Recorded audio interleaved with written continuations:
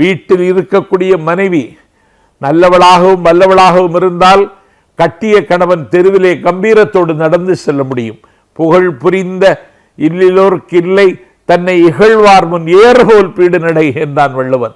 ஆகவே மனைவி மாசற்றவளாக இருந்தால் கணவனுக்கு ஒரு பெருமிதம் இருக்கும் என்று சொன்னான் வள்ளுவன். ஆகவே கட்சி தலைவன் நல்லவனாகவும் வல்லவனாகவும் இருந்தால் அந்த கட்சி தொண்டன் தெருவில் கம்பீரத்தோடு நடைபெற முடியும். இன்றைக்கு அந்த கட்சி தொண்டன் கம்பீரத்தோடு நடைபோட முடியாமல் கூறி குறுகி நிற்கிறான். ஒரு குற்ற மனப்பான்மை அவனை குத்தி கிழிக்கிறது. ஜெயலலிதாவின் மரணத்திற்கு பிறகு அந்த கட்சியை இன்றைக்கு பல பகடைக்காயாக்கி விட்டார்கள். மேகாலயாவில் செய்ததை, பீகாரில் செய்ததை, கோவாவில் செய்ததை இன்றைக்கு தமிழ்நாட்டிலும் செய்வதற்கு அவர்கள் ஒத்திகை பார்க்கிறார்கள்.